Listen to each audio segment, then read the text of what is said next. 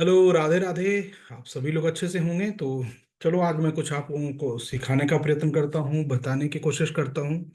और I hope so कि इससे कहीं ना कहीं आपकी जो लर्निंग कर्व है कुछ छोटी होगी।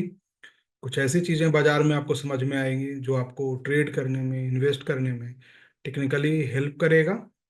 तो चलिए शुरू करते हैं। सबसे पहले तो मैं आपको ये बताना चाहूँगा कि अगर आप लोग ऑप्शन में ट्रेड करते हो, पहले तो मैं कहूंगा कि ऑप्शन में ट्रेड ना करो विदाउट हेज। विदाउट हेज नहीं करना है। लेकिन अगर करते हो तो याद रहे कि अगर आप नेकेड पोजीशन लेते हो तो सिर्फ इंट्राडे में ले सकते हो। आप उसको कभी भी मिडनाइट होल्ड करते हो या नेक्स्ट डे के लिए ले जा रहे हो, तो ये आप सुनिश्चित करो कि उसके रिस्क को आप समझ रहे हो और उसको हेज करके जाओ, पोजीशन को, रिस्क को जितना कम करके जाओ। और अगर आप रिस्क लेने में सक्षम हैं तो फिर आपकी जो भी मर्जी, अगर आपने पोजीशन साइजिंग मेंटेन की है तो आपकी इच्छा है। पोजीशन साइजिंग मेंटेन मतलब हुआ कि किसी व्यक्ति ने, अगर कैपिटल उसके पास 30 लाख है और उसने मात्र 1 से 2 लाख की पोजीशन को लिया है, तो उसके पोजीशन साइजिंग कहीं ना कहीं मेंटेन है। तो वहां पे उस रिस्क को समझ सकता है, एडजस्ट कर सकता है। लेकिन जनरली जो ऑप्शन की बाइंग करते हैं उनके पास कैपिटल ज्यादा होती नहीं है। यही कारण है कि वो बाइंग करते हैं। और जितना कम कैपिटल वाले हैं उतना ही ज्यादा बायर हैं। नतीजा क्या होता है? वो नेकेड होते हैं, लॉसेस होती रहती हैं। तो ऐसे काम नहीं करना है। सिर्फ डे टाइम फ्रेम पे ही करिए, प्रयास कीजिए कि हम नेकेड जाएं। अब सवाल है कि डे टाइम फ्रेम पे जब हम जाते हैं तो वहाँ और मुसीबत ये आती है कि ज़्यादा आपने लर्निंग किया नहीं है, एक्सपीरियंस गेन नहीं की है, तो चार्ट रीडिंग नहीं आती है, प्राइस को आप नहीं देख पाते हो ढंग से। वहाँ आपको फिर मुश्किल आती है। तो कैसे किया जाए? एक तो तरीका है कि 60 डे चैलेंज के थ्रू आप कर सकते हैं। एक दूसरा तरीका मैं आपको बताऊंगा, एक और पैटर्न आपको बताने का आज प्रयास करूंगा। और उस पैटर्न को आप ऑब्जर्व कीजिएगा 2-3 महीने, 4 महीने, और देखिएगा कि क्या उस प्रकार काम करती है। और जब आपको वो काम करे तभी आपको उस पर ट्रेडिंग डिसीजन आगे बनानी चाहिए। इस पैटर्न को हमने आइडेंटिफाई किया है और ये पैटर्न काफी अच्छा है और इवन रिलायबल भी है, काम कर जाता है। बाकी आप लोग इस पर डिसीजन लेकर बताएंगे कि कैसे काम करता है, नहीं करता है। जजमेंट आपको करनी है। मैंने अपने स्तर से जो भी बैक टेस्ट करना था किया है और मुझे लगता है कि ये काम की चीज है।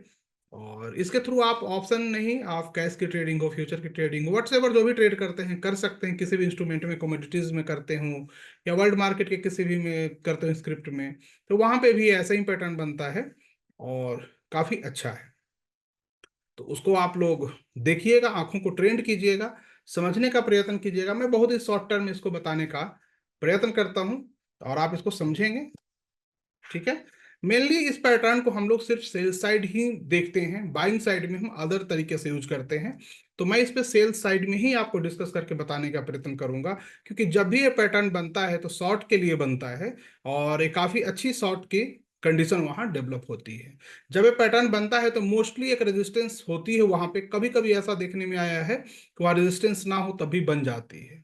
तो इस चीज को आपको ध्यान रखना है कि मोस्टली वहाँ रेजिस्टेंस कुछ ना कुछ हो सकता है। 200 ऐसे में हो सकता है, 20 हो सकता है, कोई प्राइज वाइज हो सकती है। तो ऐसी चीजें आपको देखने को वहां मिल सकता है। ठीक है। आइए इसको शुरू करते हैं।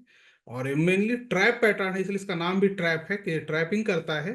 ट्रैपिंग इन सेंस में करता है कि बाजार जो ऊपर जाता रहता है उस बाजार में एक गैप अप लेकर ये बाजार को ट्रैप कर लेता है।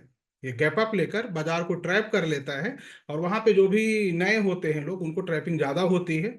और उसके बाद फर्स्ट कैंडल में ही वो जितने भी पिछले दिन का ट्रेडिंग होती है, जो भी ट्रेडिंग कैंडल होती है, उसको ये काट देता है, खत्म कर देता है और क्लोज कर जाता है पिछले दिन की क्लोजिंग प्राइस के नीचे। उसके बाद इसकी कंफर्मेशन हो जाती है। जैसा कि वो समझिए, मैं आपको थोड़ा सा इसके थ्रू बताने का प्रयत्न करता हूं कि इस पे समझेंगे।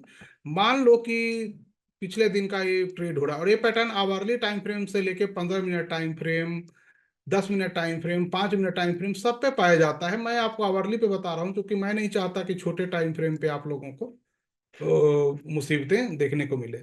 इस प्रकार से मान लो कि पिछले दिन का ट्रेड हुआ है तो ये जब बनेगा तो इस तरह से होगी कि इसके इसके बराबर में या तो गैप अप होगी या इसके ऊपर भी होगी। अगर इसके ऊपर होती है तब तो बहुत अच्छा है, लेकिन इसके बराबर में भी होगी और फर्स्ट कैंडल में ही इस प्रकार से काटते हुए इन सारे को खा जाएगी। एक ही कैंडल में ये खा जाती है।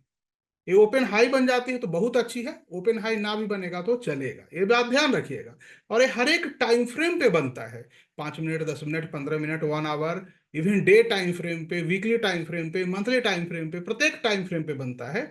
लेकिन मैं आपको यहाँ सिर्फ आवरली टाइम फ्रेम पे बता रहा हूँ, चूंकि समय का अभाव होता है। बाकी आप अपने स्तर से टाइम फ्रेम देखिएगा, सब पे यही होगा। इसका नाम ही है ट्रैप पैटर्न, एक ट्रैप करता है। जैसे ये अप ट्रेंड में बाजार थी, ऊपर गया, एक जगह बाजार सस्टेन होती है, और अगर उसको गिरना है तो एक ट्रैप पैटर्न वहां पे बनाने का प्रयास करेगा। पहले एक छोटी सी गैप अप होगी, और वो गैप अप या तो डे हाई के आसपास होगी या इसके थोड़ी सी ऊपर होगी। अगर ऊपर होती है, जितना ज्यादा ऊपर और ये बनता है तो उतना ही ज्यादा रिलायबल होगा, लेकिन इसके आसपास कहीं ना कहीं देखने को मिलता है। इस तरह से ये बन गई। अब बनने के बाद क्या होगा कि एक ही कैंडल में ये सारा का सारा जो भी ट्रेड पिछले दिन हुआ है या उसके पिछले दिन खा जाए, कम से कम एक दिन का तो ले ही जाएगा, कम से कम 2 दिन 3 दिन का ले जाए तो और अच्छा है, लेकिन एक दिन का तो ये पूरा का अप और डाउन जो भी हाई लो है उसको सिंगल में खा जाता है। उसके बाद वीवैप के नीचे हमारी कोई भी शॉर्ट पोजीशन बनती है, कोई भी पी बाइंग करते हैं, सी शॉर्ट करते हैं, या फ्यूचर हेज बनाते हैं, जो भी आपको करना हो इस वीवैप के नीचे करते हैं। और हमारी जो इसमें एसएल होती है, जो अच्छी वाली एसएल होती है, इस हाई के ऊपर होती है, ध्यान रखिएगा, इस हाई के ऊपर होती है। अन्यथा वीवैप के ऊपर भी एक क्लोज हमारा एसएल हो सकता है, लेकिन अच्छी वाली यही होगी। तो आप वीवैप के ऊपर भी एक एसएल क्लोज इसका रख सकते हैं, क्लोजिंग बेसिस। तो मतलब यहाँ पे सिस्टम में डाल के रखा है बट क्लोज कर गया इसके ऊपर, तो चलो एसएल हो गया, ये बात ध्यान रखिएगा। वीवैप के ऊपर एसएल जल्दी हिट नहीं होती है उसमें, क्योंकि एसएल हंटिंग ऑलरेडी हो चुकी होती है मॉर्निंग में। तो वीवैप के ऊपर ज्यादा नहीं होगी, एक पूंछ बना सकता है, ऐसे पूंछ बनेगा फिर क्लोज नीचे कर जाएगा। तो ये चीजें आपको देखने को मिल सकती है। इसमें जो एंट्री हमारी होती है वीवैप के आसपास होनी चाहिए, ताकि हमारा एसएल जो है वो काफी छोटा होना चाहिए। और जिस टाइम फ्रेम पे आप ट्रेड कर रहे हो उसी टाइम फ्रेम पे वीवैप के ऊपर हमारी क्लोजिंग होनी चाहिए। इस बात को भी आपको सुनिश्चित करनी है, अगर ट्रैप पैटर्न को फॉलो करना है तो। क्योंकि ये जब बन जाता है तो इजिली फेल नहीं करता है, कुछ ना कुछ पैसा हाथ में दे देता है। तो आवरली टाइम फ्रेम पे जब बनता है तो इसका इफेक्ट नेक्स्ट डे भी देखा जा सकता है, लेकिन इंट्राडे में तो इसकी इफेक्ट देखी ही जाती है। वो दिखता है कि हाँ इंट्राडे में तो गिरावट है। अब नेक्स्ट डे अगर वो सपोर्ट के पास जाकर इंट्राडे में क्लोज किया है तो हो सकता है कि वहां से रिवर्स करे, बट नेक्स्ट डे भी देखा जाता है, जो 50-50 संभावना होती है, इस बात का ध्यान रखिएगा। और ये 15 मिनट, 10 मिनट, 5 मिनट हर टाइम फ्रेम पे बनता है, लेकिन ये ओपनिंग में ही खा जाता है, इसको बोलते हैं ट्राई पैटर्न। तो सिंगल कैंडल से ही आप पता कर सकते हैं, एक अनुमान लगा सकते हैं, तुक्का लगा सकते हैं कि बाजार का एनवायरमेंट किस साइड में जाने की कोशिश करेगा। खास करके अगर वहां पे कोई ऐसे में है 200 है चाहे 20 कुछ भी, तो और ज्यादा इफेक्टिव हो जाती है। बोलिंजर बैंड का अपर लेवल है, मतलब कोई भी और नेचुरल रेजिस्टेंस वहां दिख गई तो ये और बड़ी मूव कर देती है, और यही आगे किलर वेव का भी रूप ले सकती है।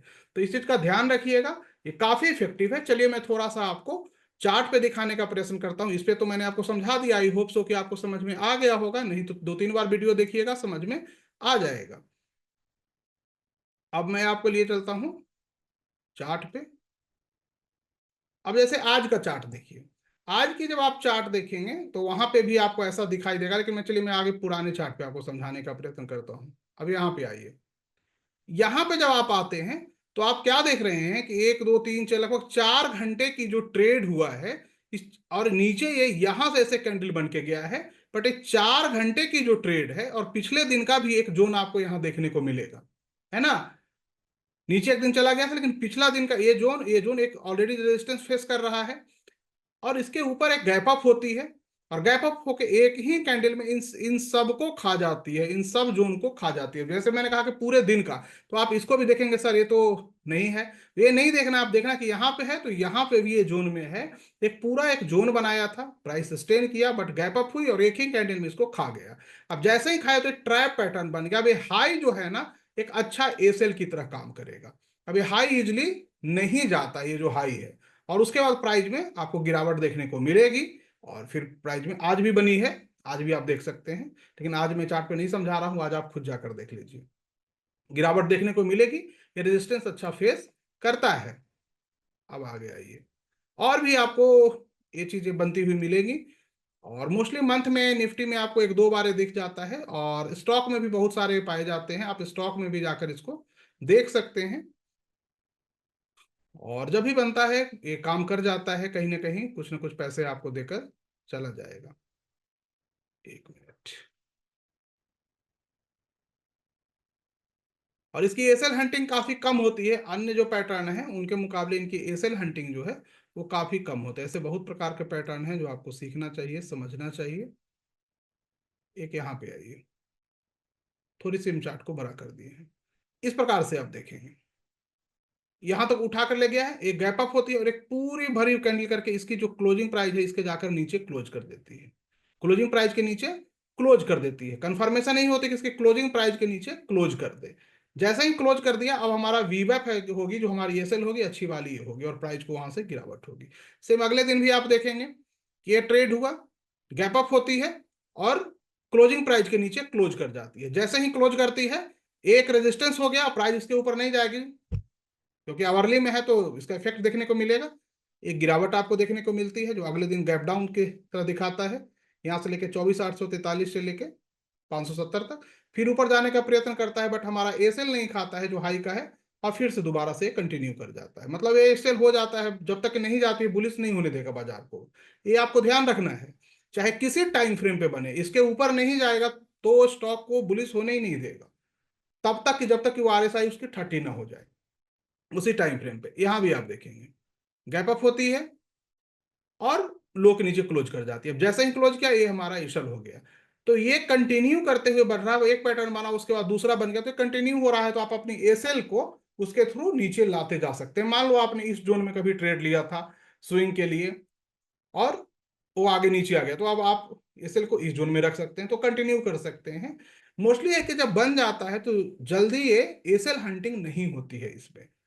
ये काफी अच्छा रिलायबल रेजिस्टेंस का काम करने लगता है और वहां पे आप अपनी ट्रेडिंग डिसीजन को ले सकते हैं, इसके थ्रू बना सकते हैं कि हमें क्या करना है। शर्त ये गैप अप होनी चाहिए और गैप अप होने के बाद इसकी क्लोज प्राइस के नीचे क्लोज कर जानी चाहिए। ऐसा हो जाता है तो वीवेब के पास हमारी एंट्री होती है, एसएल हाई का होता है, या वीवेब के ऊपर इसी टाइम फ्रेम पे 1 घंटे क्लोजिंग हो जाए तो भी एसएल मानी जाती है। तो इस बात को ध्यान रखिएगा और इसको करते हुए सीखिए, समझने का प्रयत्न कीजिए, कहीं ना कहीं ये आपको मदद करेगा और ये काम करता है, इस बात का ध्यान रखिएगा। अब ऐसा नहीं कि अब यहाँ पे देखिए, यहाँ पे ए वैलिड नहीं है। यहाँ पे क्या हुआ कि बॉडी जो है ना सीधा लंबा नीचे आ गया, यहाँ पे छोटी सी एसी के आसपास ओपन हुआ है, तो आप ये मत कर देना सर यहाँ पे हुआ है, यहाँ पे ए वैलिड नहीं है। ए वाली है जो, इसको देख लीजिए, पूरी बॉडी यहीं से स्टार्ट हुई है, आधी ऊपर आधी नीचे, पूरा खाओ इस तरह से, है ना।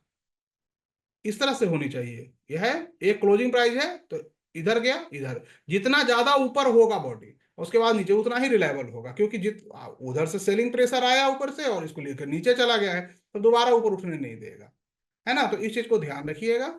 और इसको आप ऑप्शन की चार्ट पे जो जो भी ट्रेड करते हैं, मान लो आप ट्रेड करते हो ऑप्शन बाइंग, तो ऑप्शन के चार्ट पे लगाना है। सेलिंग करते हो तो सेल वाले चार्ट पे लगाना है, वहां भी ये चीजें आपको देखने को मिलेगी।